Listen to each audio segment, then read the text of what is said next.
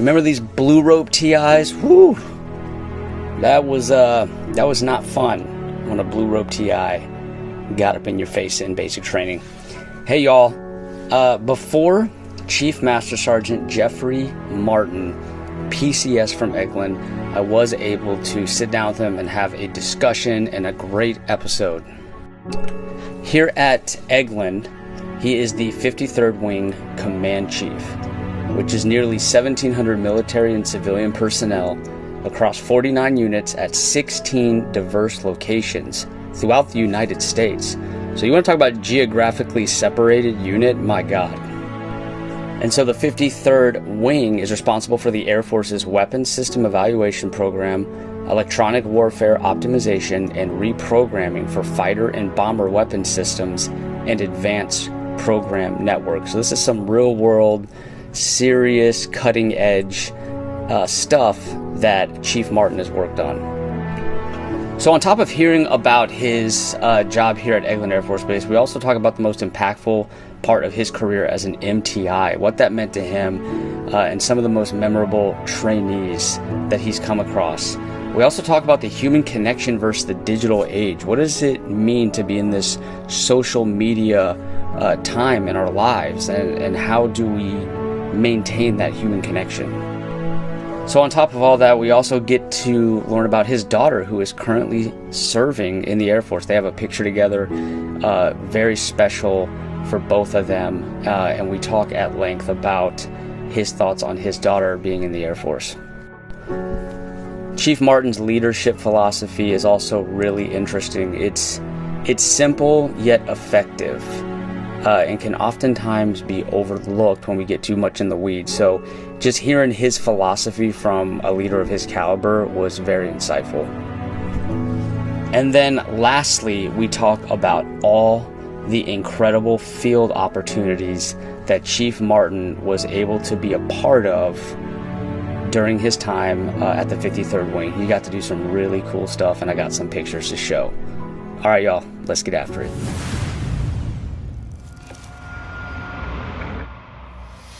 Chief, I just want to thank you so much for joining me today. Like you're just one of those guys that when you talk, people listen. You know what I mean? I mean, just that briefing that I did with COVID with you, you just have a presence about you where you just seem like a unique type of thinker. So I think, your upbringing in the Air Force and the way you think and the way you see things, landed you some really unique job opportunities. And I'm very happy that you're on our team and that you're on our side, because you're an awesome guy getting after it constantly.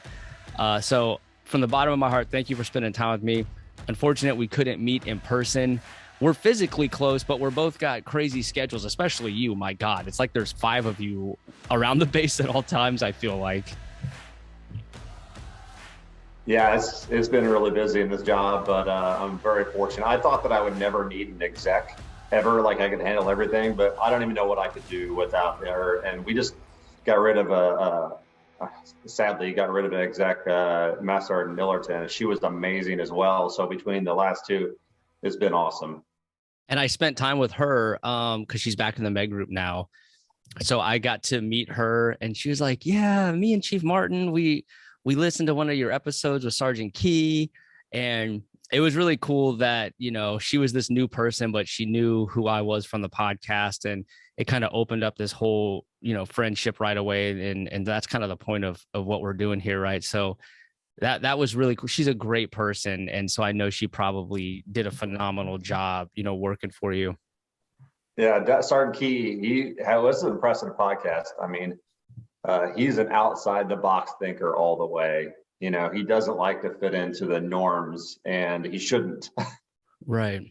No, I've talked with him I have to watch out talking with him because hours will go by. I mean, he's really a really unique guy. He just retired actually, and he's doing a skill bridge down in Southern Florida. So hopefully he's doing big things still. But so Chief, what I usually start with is what I call the Hero's Gauntlet. It's 3 personal random questions that are just interesting to ask, and they're typically based on your opinion or your preference. So I'm going to start with those 3. before we get into our topics today. So the first question is, what is your go-to leadership book? What is a guy like you reading? Well, I would say probably one of the, I've read quite a few books lately, more so listening on Audible or audiobooks because of the traveling I've been doing, being in the airport terminals or on the plane, just kind of listening to some stuff. I've listened to some books like War by P.W. Singer or, Turn the Ship Around is a really good one. But one of the books that I keep going back to is an older book, but I think its principles are timeless. It's called How to Win Friends and Influence People by Dale Carnegie. And I just keep going back to that book because there's principles in that book that never end. And It's all about how to treat people the right way. Right. How to truly listen to them, how to really consume yourself with their interests and their perspectives. And I think it's a book that everyone should read. Definitely. I haven't finished that book, but I have the audiobook, so I definitely need to finish it. But it did throw me off. I keep hearing about this book, and when I look it up, I'm like, this is an old book. Yeah, it is. I thought it was new just by the way people were talking about it, but it's actually super old. And it just kind of shows you that, we're human beings at the end of the day. There's just certain things that work, that are kind of timeless. So I think that's an outstanding choice, and I definitely need to finish it myself. All right. Second question is, what is a quote that you live by? A quote that I live by? Yeah, I'm not great at remembering quotes, so I don't know if that's a great question. But I don't know. I think one of the things that I live by isn't necessarily a great quote, just my perspective. I guess if I could tie in my leadership perspective a little bit. Definitely. And, there's a couple things that stick in my mind. I think my daughter had asked me a little while back, she's a senior airman in the Air Force.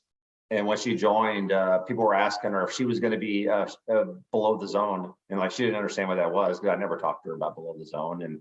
And she's like, yeah, how do I do below the zone? Because everyone keeps asking me and I don't understand what it is. And she was asking me how to be successful in the Air Force. And so I told her a couple of things that I keep repeating now because I think it just makes sense to think about our Air Force careers this way.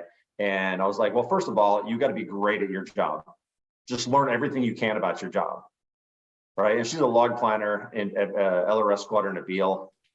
I said, get in the manuals, get in the AFIs, truly understand your job, be great, knock out your CDCs, ask people questions about what they're doing and try to learn how you can help them out. Be really great at your job. If your supervisor messages you, respond to them back. If they call you, call them back, be responsive and available. And if you're great at your job, you're going to go a long way. And the second thing is be a great wingman. If you see people take on the trash, jump in to help them out. If you see them working on a project, ask if you could help them out. If you have a car and they don't, and you're running the shopette, see if you can give them a drink. If they need a ride someplace, offer them a ride. Be a great wingman. If they're going through some struggles, lend an ear. That's what being a great wingman is all about. I said, because in the end, if you do get recognized with Senior Below the Zone or Airman of the Quarter or Annual Award, and everyone rolls their eyes, that means you were either terrible at your job or you're a shitty wingman. That's a good point. So I think those are the two principles that I kind of think about all the time. If I try to be a great wingman in my job and I try to be great at my job, I think those are two things that we can lean on throughout our entire Air Force career, and we're all going to be successful if we do that. No, I love that. And I have seen that too, where people win stuff and everyone rolls their eyes. And I think they do kind of fit in one of those boxes, when I think back to those. Right. I never saw it that clearly, but yeah, that was sage advice that you gave your daughter. And how cool is that you're seeing your daughter serve at the same time as you? I mean, that's got to be mind blowing. Yeah, that's awesome. Yeah, I'm so proud of her. So that selfie I saw with a young airman the other day, that was probably her then. That was. Wow. That's unbelievable. Well, congrats to you and her. She just took her promotion test for staff sergeant. So I asked her how she did, and she said she felt pretty good on the PFE, but she didn't feel so comfortable on the SKT. I'm like, that's so normal.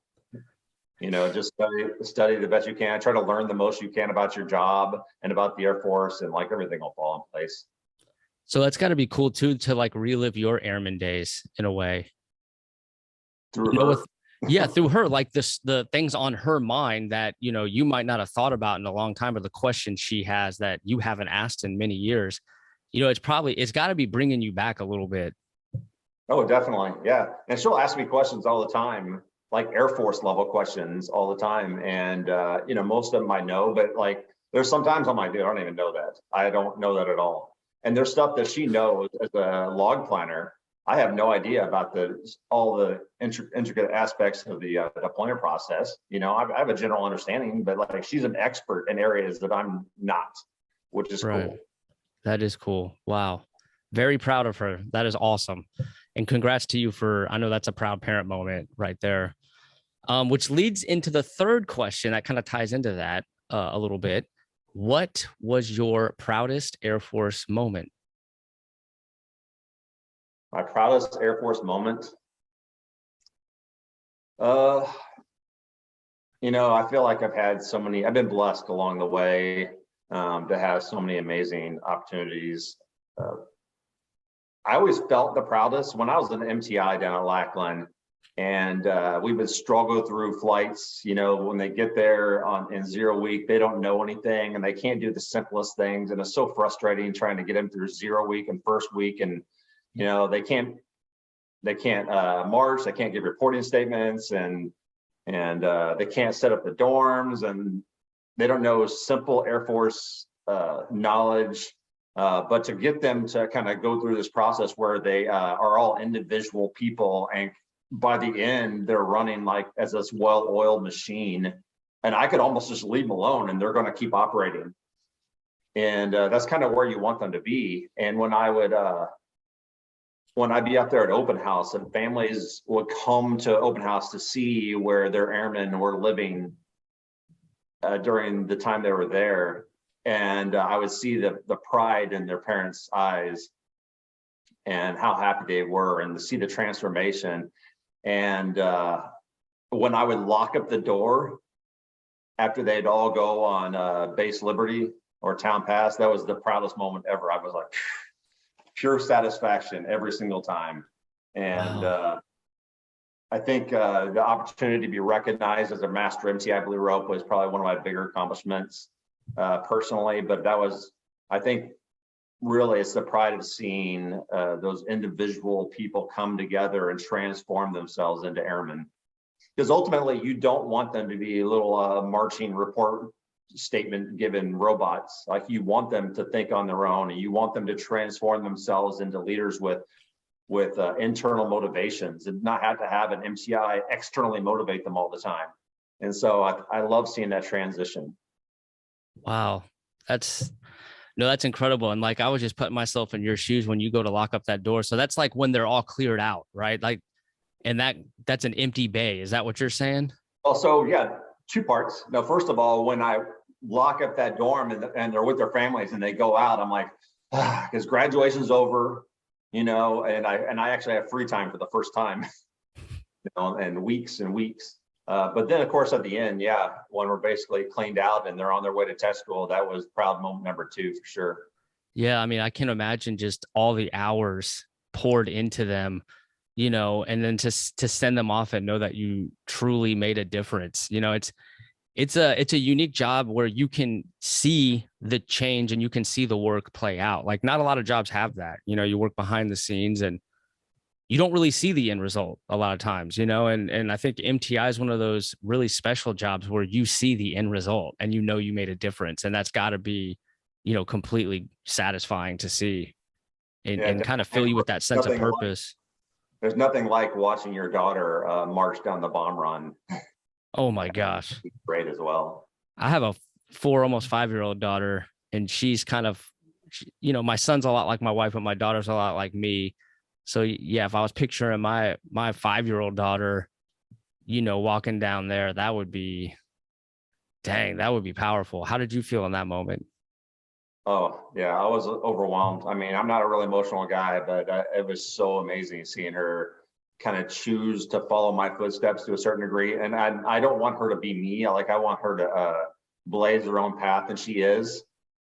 And I think I was so proud that she had made that decision. I never talked to her about joining the Air Force. It wasn't something I was trying to, influence her to do. And I felt like she's gone through her own individual. Now we're talking about my daughter this whole time, right? But I feel like she's gone through her own individual transformation. And, she's always been really creative and artistic. And let's be real, she didn't have the cleanest room growing up as a kid. And then, of course, she joins the Air Force. She's like 3-time Dorm of the Month winner. And I'm like, who are you?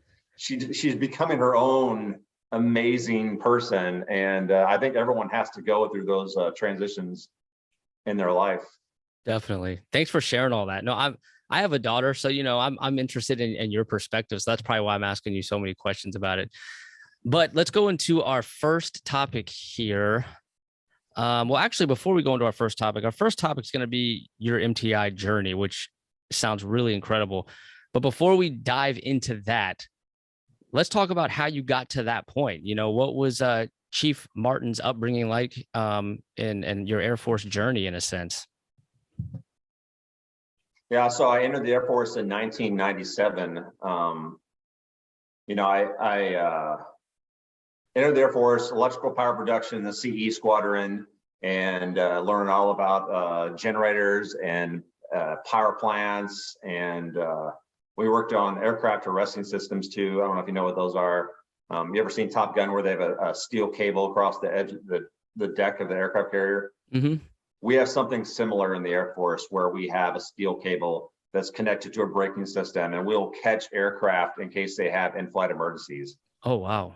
Well, I worked on those systems as well, but civil engineer for a long time. And, I spent some time at Wingman, Holloman, Osan, and Wingman again, working in that job. And one interesting thing is when I was at Osan, I ran into my MTI from basic training, one of them. And he was talking about what it took to become an MTI. And I started thinking, my mind was spinning, maybe I could do this job. And so, of course, when I went back to my home station of Wingman at the time, I was asking people, hey, what do you think about me being an MTI? And they're like, oh, no, you're too laid back. You're too nice. I just can't see you yelling at people. And I'm like, what is that supposed to mean? Like, what does that even mean? You're too laid back. You're too nice. And those tend to be the best ones, in the end. I was getting irritated. I'm like, so you can't see me doing the job?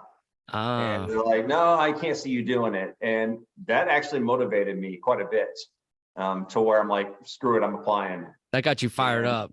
It did. So I ended up applying to become an MTI and got accepted and went down there. And I had no idea whether I was going to be good or not. I was hoping I would, but I went down there, and basically what I tried to do is just find the MTIs that I respected a lot, and I would emulate them. And I would almost copy them until it became a part of me, until their best parts of them became a part of me. And then it came to the point where I was no longer copying them. It was just a part of who I was. Right. It was like you were taking all the best practices that was effective, that you were literally seeing in front of you, and just kind of putting that in your back pocket, until you collected enough of them and enough times went on where that was just a part of your approach at that point. That's right. Yeah. And we had so many great MTIs. I was down there, the 323rd Training Squadron, and there were so many MTIs that were down there that I had a chance to follow, emulate, and kind of copy. There's a couple of chiefs, in fact, right now, Chief Chad Bickley and Hope Skibisky were both down there in that squadron with me, and some other amazing MTIs. But I basically tried to take on the best characteristics of them. What do the best MTI leaders do, and absorb that into me. But it turns out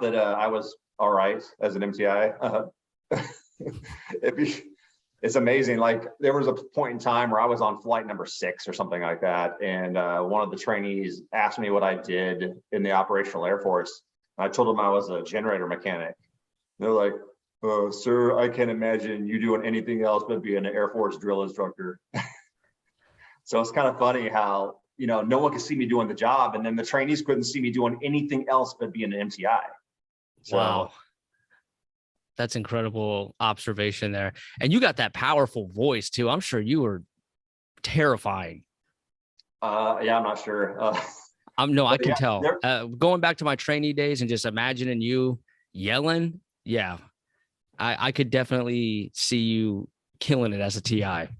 I will tell you that there were much better MTIs than me in many different areas, but I try to pride myself on being well-rounded. Even if I wasn't the best at every individual thing, I tried to be near the top at every area because I didn't want any weaknesses as an instructor. Definitely. So your time as an MTI was probably one of the most monumental points of your career and in your life, with so many lessons about leadership, what's effective, what's not effective. And in a sense, you get to keep trying those things out with each new flight that comes in. You can kind of tailor your approach a bit with all your lessons learned from the prior flights. So what are some of those powerful lessons, that you learned in basic training as an MTI that you still carry with you? No, that's a good question. Yeah. I think one of the things that really stuck out to me during the time that I was there is that, when you're a rookie MTI, you're just yelling at everyone all the time, getting, firing everyone else up, and you're more likely to jump to conclusions about things. You're getting after a training, you ask them a question, then you tell them to shut up while they're still answering. It doesn't make sense if you're doing that, but you're a rookie. And as a rookie MTI, you lose your voice all the time. And yet the experienced instructors that have been around for a while are far less likely to yell, but they're more likely to be effective in their training techniques. And there'd be a time where you'd have a rookie MTI and experienced MTI standing side by side out underneath the overhang, and you see a trainee come outside the dorm with no hat on. And the rookie MTI is just tearing the trainee apart. "Oh, where's your hat? Get over here." And then you see a whole line of trainees walking with no hat going straight out to the drill pad because they're evacuating the dorm due to a fire drill. But the experienced instructor recognizes the situation, is observing, there's no hat, there's trainers falling behind them, they're going out there. They don't light up the trainee. They may even ask them, "Trainee, where's your hat?" "Sir, training Justin reports orders, sir, fire drill, dorm B8, go, carry on." That's it. And you save all the extra effort and ass pain of chewing this training out. And so you look at that example and you apply that to a real world situation where you have new supervisors out here charged with leading airmen, and they'll fire into the airmen not knowing the whole story. And you're far better off observing, asking questions, listening, truly understanding what's going on in the airmen's lives instead of just jumping to conclusions, wanting to throw paperwork at them right away. Truly understand what's going on in those airmen's lives, and you're going to be a better supervisor. Wow. So it's like expending less energy for a bigger payout because you took the time to think through, the scenarios instead of just jumping to conclusions. That's something you can carry with absolutely to every assignment, going forward, because you've seen supervisors just in your work center jump to conclusions. You got to kind of chill them out for a minute because you didn't even finish explaining everything. Right. Yeah. They're already getting fired up. You're like, wait, hold on. Not done yet. So no, I think that's awesome. Is there any, okay, here's a good question. What was the moment or story when you went from rookie to a senior MTI? Was there any particular situation or story where that light bulb went off for you, whether you witnessed it or it happened to you? Yeah, I think there was a transition here that kind of hit me. I guess there was a certain point in time where I was just all about making the correction and not really observing the situation. And I got I got a phone call from the band director. I was pushing the band flight, and got a phone call from the band director, and he's like, "Hey, one of your trainees really needs to come talk to you." And she said she tried, but you kept kicking her out of the office or something. And I'm sure that was true. Many times trainees will come to the door to talk to me, and their feet are moving, their hands are moving, they're not in a position of attention, and I would send them away. Come over there, and they knock the wrong way, and I send them away.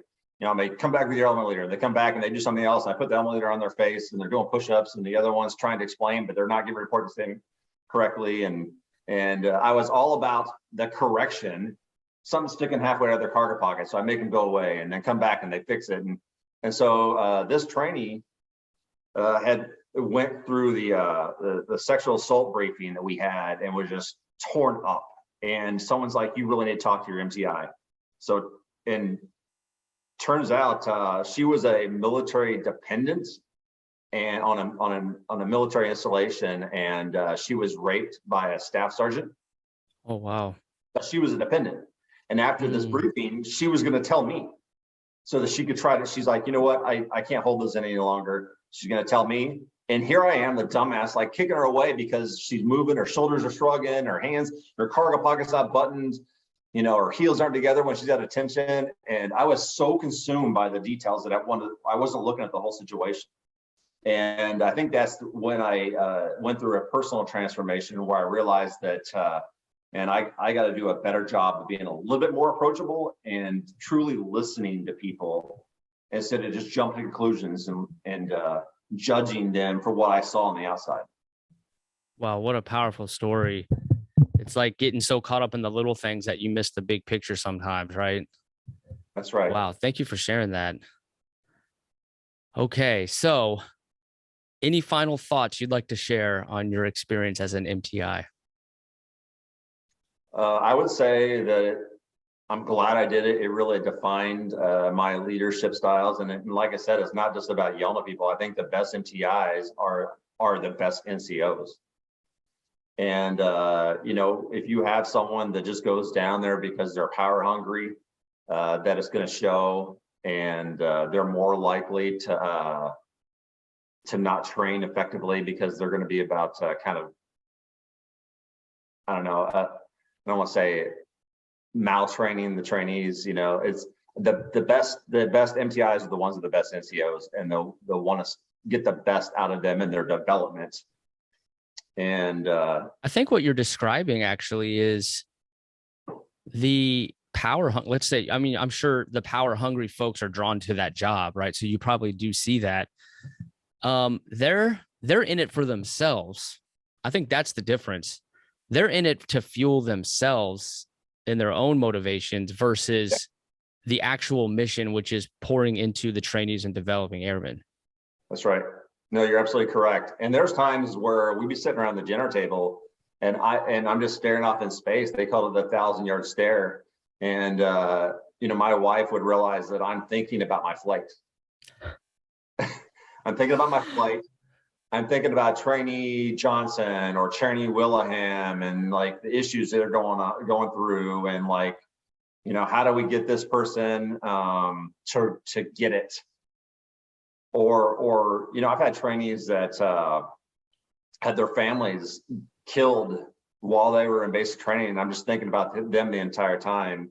And it's not just about the power hungry position. It's about truly developing and caring for those trainees along the way, because ultimately they're going to be serving alongside us in the operational Air Force.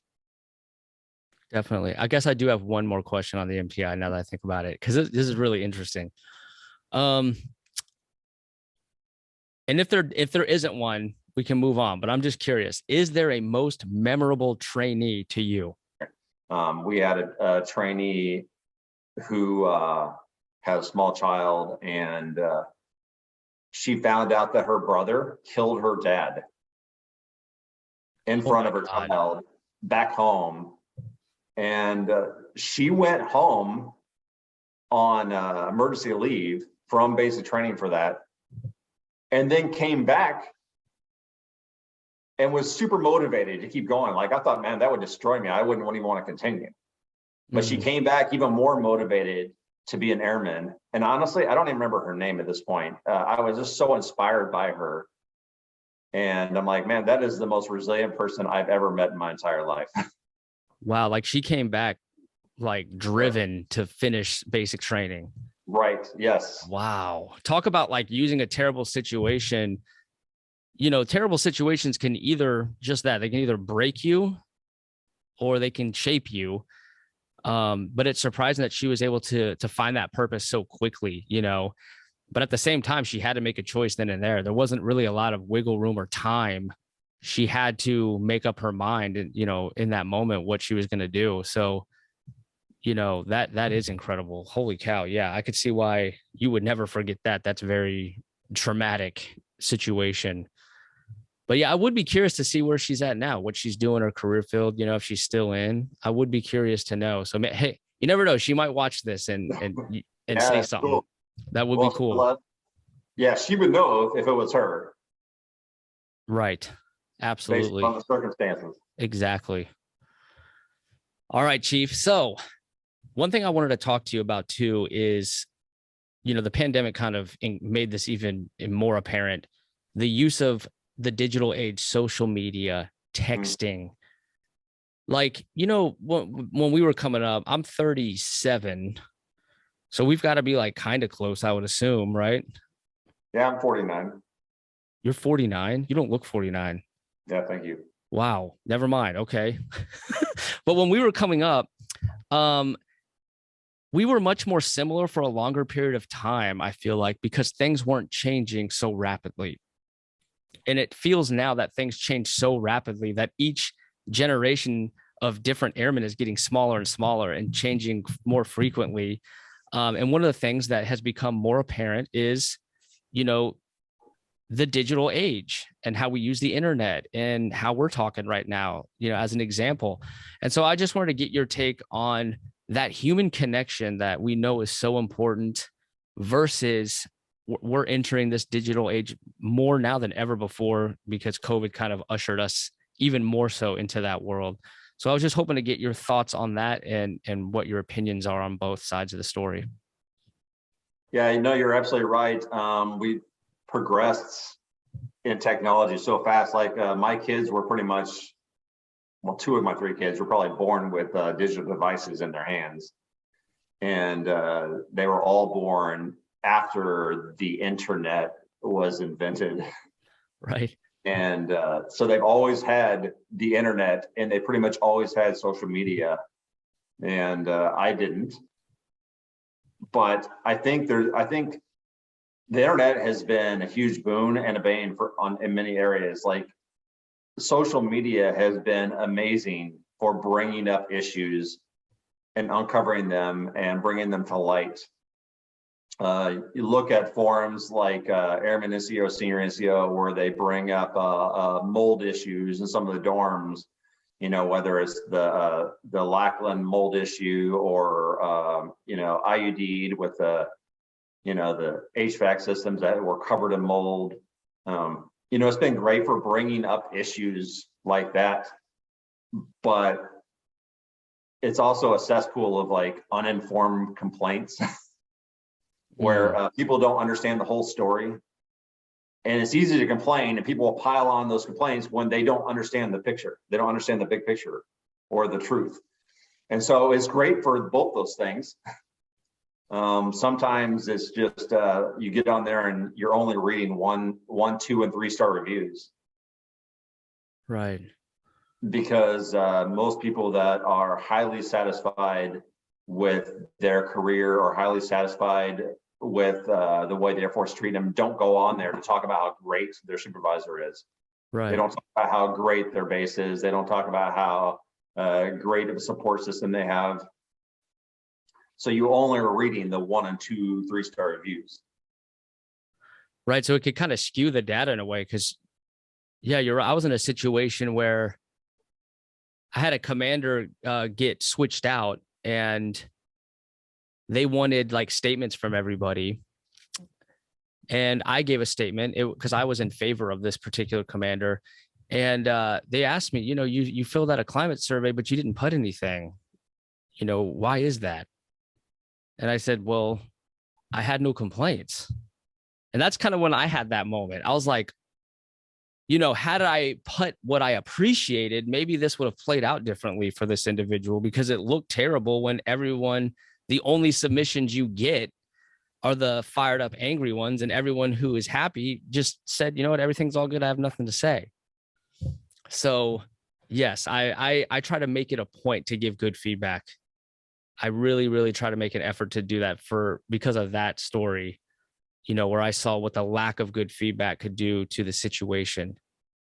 And yeah, so the other day I was reading through Top Gun Maverick reviews, but I was only reading the 1-star reviews, and they were talking about how Tom Cruise has ruined cinema. The special effects on this show sucks. I'm like, dude, they only use practical effects. Like, they put high definition GoPro cameras and other high def cameras in the cockpits.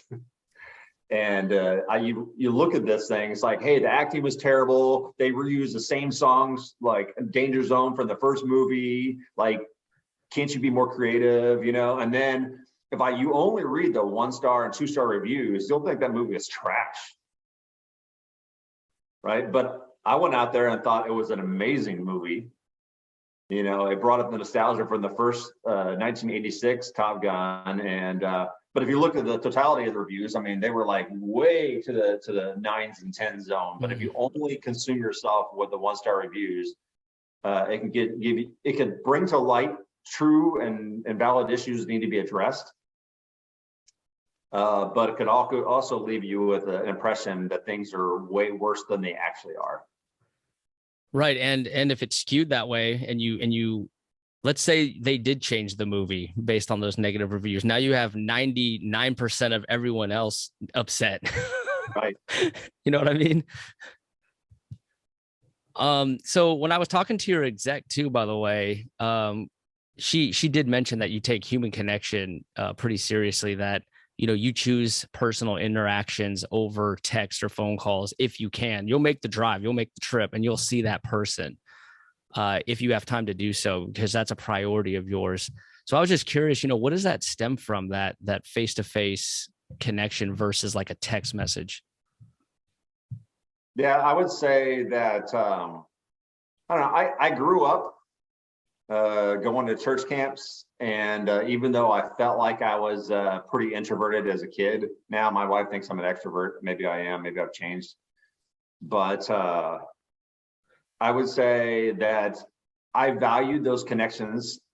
Every single year I started to look forward to rejoining with people and, going back to the church camps and interacting with friends that I hadn't seen in a long time. And I found so much value from that connection, whether it's us going through classes together or sitting around the campfire. And I still look forward to those things. We have a fire pit installed over here on our chief circle at Eglin. And like, some of my greatest, most enjoyable moments are just sitting around the fire pit with the other chiefs, just telling dumb jokes and lies with a drink in your hand. And I think we got to get back to connecting on an interpersonal basis.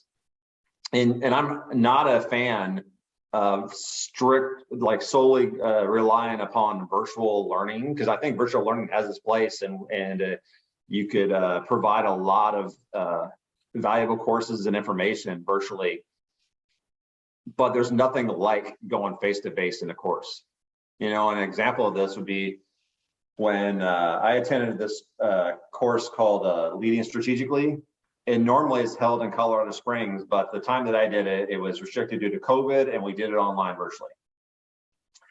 And I know other people have gone through NCO Academy and Senior NCO Academy virtually.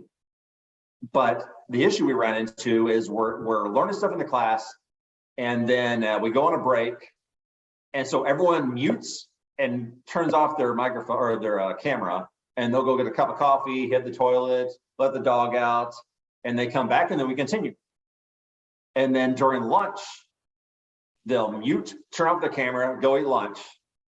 But in an in-person class, when you go out during break, you're still talking with people, sharing experiences and stories, real world application of those lessons with the person you're in the class with. And then you're going to lunch together and interacting and still sharing those experiences and stories.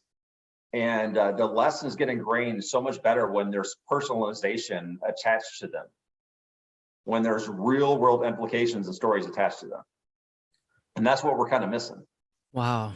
Yeah, I'm thinking back to my PME, and yeah, those breaks are when sometimes the real stories come out, the real truths come out, and the real talks come out, and the connections. I mean, I haven't gone through a virtual one, but you know, I've been through the in-person ones, and I stay in touch with those people to this day. You know, had it been virtual, would that still be the case? I'd bet to say probably not, you know, because it is missing that special touch of making friendships, and that's a whole nother side of learning that is not even captured in the curriculum, that just happens by human nature. So no, I don't know, maybe this is not true, but it seems true to me that even though you can detect some nonverbals through a camera, to me, you're far more in tune with people's nonverbal reactions when you're in person. Oh, I can tell you that from podcasting that's true, because I do them in person now and digital. And in person, it's much easier to navigate a conversation than digitally. I can for sure tell you there's a difference. All right, sir. So thank you for sharing all that. That was really awesome. I've been wanting to ask you that.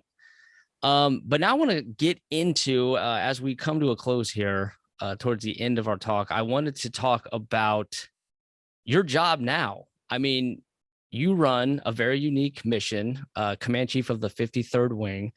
I'm here at Eglin, and there's just people and bases and important folks everywhere. It's hard to keep up. And I was really hoping to just hear about what it's like to run 16 different locations, what it's like being a part of the 53rd and its mission, and some of the cool opportunities that you had while serving in that position.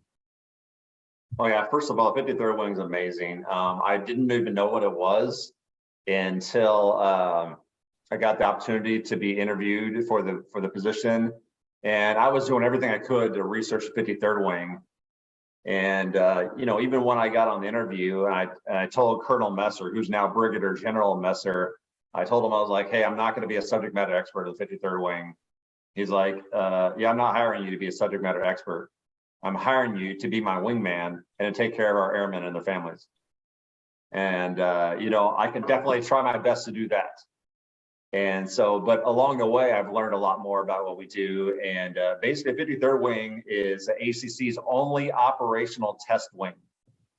So we do operational testing and evaluation on all of the fighter assets, on the ISR assets, and we also do operational testing for Global Strike Command's bomber assets, B2, B1, B21, B52. And additionally, we do some combat search and rescue stuff with the HH-60 Golf, and then here soon the Whiskey model, which is the newer Jolly Green 2. And we also do the HC-130s. And we're looking to take on a little bit more with the EC-130 mission. So yeah, basically we do operational tests. The only ones we really don't do are the cargo aircraft, because AMC kind of does its own operational test. But because we have 25 different MDSs, 25 different platforms, and they're spread across 16 different bases, it gives me a great opportunity to get out and travel to each one of those bases and to visit with our senior enlisted leaders, to visit with our airmen, to visit with squadron commanders, to truly understand the struggles they're going through, the successes they're achieving in doing operational tests on each one of these mission assets. And to be honest with you, I never really asked for this, but they've given me the opportunity to fly in a lot of these aircraft, which I'm so grateful for. Oh my gosh, that's yeah, amazing. not all of them, but you know, I've had the opportunity to fly on several of them, and it's been an amazing experience. Wow.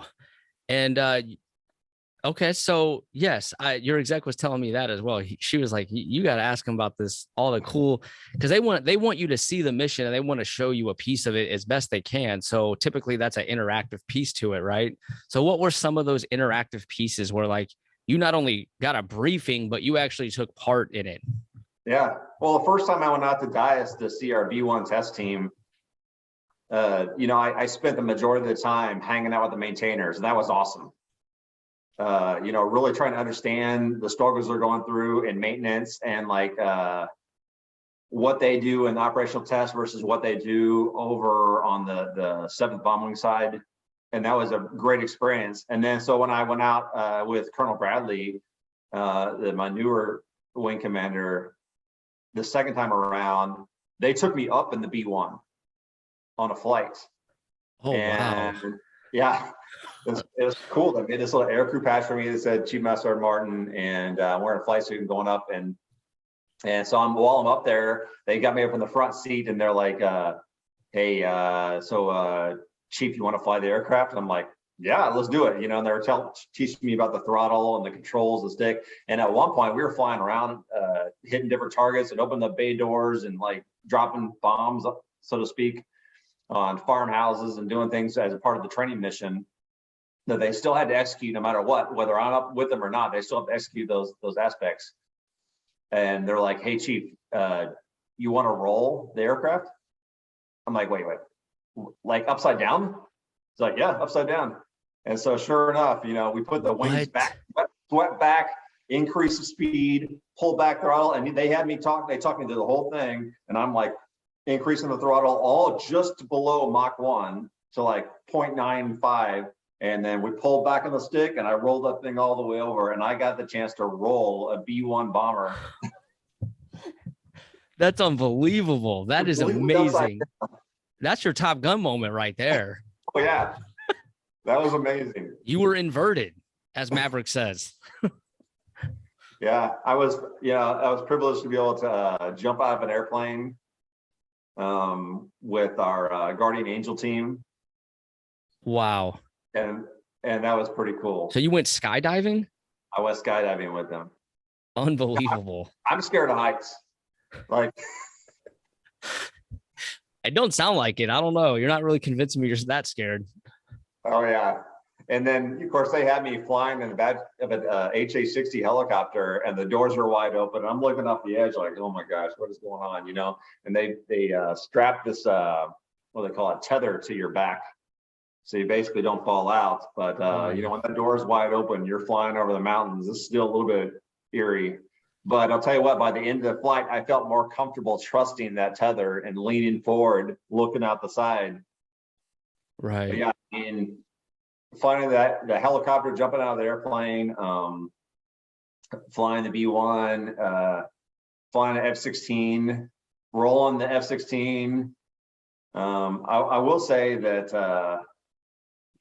I have a newfound respect for the amount of G-forces that pilots go through. Because I was learning I forgot what they call it, the anti-G-lock maneuver, but squeezing my legs and abs to try to prevent from passing out. By the end of that flight, I just crashed hard. Wow, it's like a workout. It was a workout. And they're doing it like every day almost. That's crazy. Oh, yeah. And so when I see Top Gun Maverick and I see those actors are actually in the back seat pulling those same G's, I'm like, man, I know exactly what those guys went through. Wow. That's unbelievable. How cool that, you've been serving at this capacity. And I love seeing like enlisted airmen get to go up in an aircraft, because like people assume we do it all the time, and it's like, we really don't. So I'm so glad that, as a command chief, they kind of brought you in their world a little bit and really let you experience it in a way where you could connect with it on a much deeper level. Yeah, for sure. When I was at Luke, they had the F-16 training, and I was talking to General Canterbury, who was the wing commander at the time, and he had this perspective that we should never send an F-16 up with the backseat empty. And I know it didn't always work out that way, but he's like, if we don't have an instructor pilot doing an evaluation or check ride or something they do, that we should be able to send a maintainer up there, you know, a med tech, a civil engineer, a security forces defender. You know, we should be able to send people up in those things so they have a better understanding of what is going on with our mission. And I'm a big fan of that. You know, hopefully we get opportunities. If you already have to do that training objective, you already have to take that training sortie, then I think we should find opportunities to send our airmen up so it connects them to the mission. I mean, what if, I mean, you can never know what the impact of that trip was, right? But what if that one flight took a 4-year airman to a 20-year airman? Oh yeah. Wouldn't it be worth it then? It does sometimes. It's enough to incentivize them. And you know, especially we have maintainers that are working on the aircraft and they're just like just drudging away on the flight line. And you know, it's like 100 degrees on some of these flight lines, 100 plus, especially if you're at Luke or Davis Monthan or some of these other locations in Dallas. But those guys are grinding day in, day out, working on the aircraft. To give them an opportunity to fly on the same jet that they're maintaining, I think is a huge incentive for them. Absolutely. All right, Chief, I wanted to touch on one last quick topic before we cut off here. But when I gave you that briefing in the Med group, first of all, thank you for that shout out in front of everyone. That I'm not used to people like doing that. So like, I didn't even know what to say. Like, you left me speechless, but those were really, really kind words that you had. And you've noticed a lot of what I talk about is mental health stuff and taking care of yourself and each other. I know this is kind of a broad question, but the last question I have for you is the value of taking care of yourself and taking others and mental health as we navigate the Air Force in our own lives. So the importance of that to you. Yeah, so that's one of the things that sometimes some people are really good at taking care of themselves and not taking care of others. And there's others around us that they struggle to do self-maintenance because they're so consumed with others.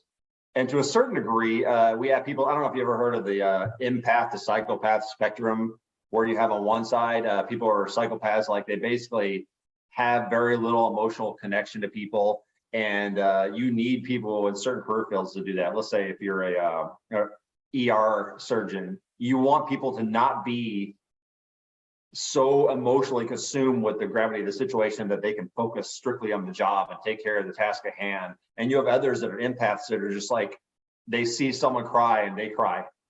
You know, they see someone struggle and they just like break down to where sometimes they can't function because they're feeling someone else's pain. And you know, there are people out there that are so consumed with taking care of others that they don't take care of themselves.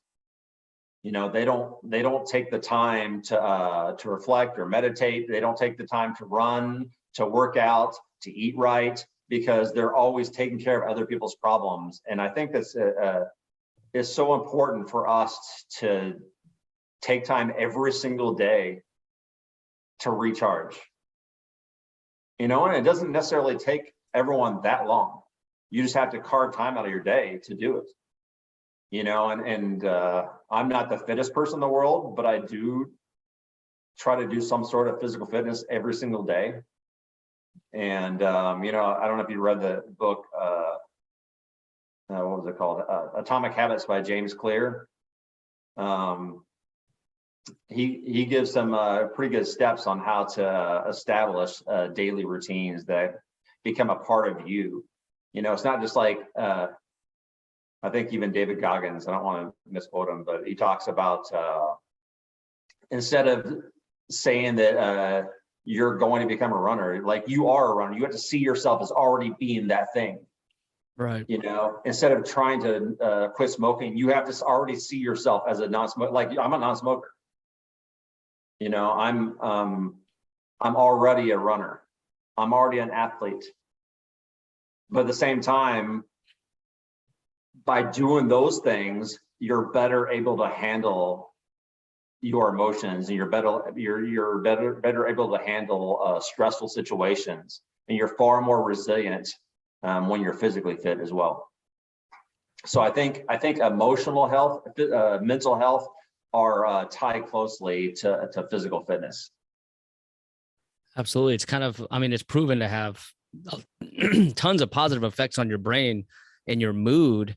You know, when you're eating right and exercising, it's very healthy for the brain, which in turn helps your emotional state. And I mean, if I look back at the worst times of my life, I wasn't working out. You know, the times where, if I look back at like my lowest points, I definitely wasn't getting after it every day, you know? So it's a slippery slope, and we have to invest in our future by taking that time every day, taking care of ourselves so we can take care of everyone else. So I think that was beautiful. Thank you for sharing that. Believe it or not, yeah, when you work out and eat right, you actually think much clearer. It's incredible. All right, Chief. So as we come to a close here, is there any final thoughts or words that you'd like to share that we missed? Yeah, besides be awesome at your job and be a great wingman, I would say that I think there are some people out there that are suffering through something that I've suffered through in the past called imposter syndrome, where they feel like they're going to be revealed as being a fraud. And I've gone through that at different times in my career. You know, when I went down to be an MTI, I thought that I was going to be revealed, like maybe they're right. Maybe I wasn't cut out for this and I was going to be revealed to be a fraud. If I'm hired for a command chief position, that eventually they're going to be discovered, I'm going to be discovered as being a fraud. That imposter syndrome is real. And there's people out there that feel like they're not ready for the position that they're in, even though they have all the strengths and characteristics that would make them awesome at that job. And I would say to you guys, you have to be able to believe in yourself and know that you're not a fraud, that you're ready for this. And you're so resilient in your ability to grow into whatever challenge is laid before you, that you know, you have it in you the whole time to be successful. So for those of you out there that suffer from imposter syndrome, know that you're not the only one. You know, I've been in the Air Force for almost 25 years now, and I still suffer from the same thing. But you're still getting after it. Try to. No, you are. So thank you, Chief. So Chief Jeffrey Martin, Command Chief 53rd Wing, you've done incredible things. I've got to see you really just kick ass all over this wing. So I just want to thank you for being you, for setting the standard, for being this incredible MTI. Just your whole career has been such an investment in people around you that I just want to thank you for that. Thank you for spending time with us and sharing just so much wisdom and really cool stories and letting me just kind of go all over the place, because you're such an interesting guy. And just keep going. I know you're going to another base here soon. And like I said earlier in the conversation, and I've said this to your exec and she agreed, when you speak, people listen. Like, you have that presence and you're such an asset. Keep going. We appreciate you. We love you. We're glad you're on our team, and we wish you luck on this next journey for you and your family. Yeah, thank you, Josh. All right, I take appreciate care. you having me on the show, and this opportunity that, you know, I don't necessarily think that I thrive on these types of social media engagements, but I definitely appreciate the opportunity to get stuff off my chest, things that I think about in my mind. And, you know, I love your podcast, and don't let other people tear you down. Like, you know, keep your message on focus, and your focus on mental health is highly important, and keep it up. Awesome. Thank you, Chief.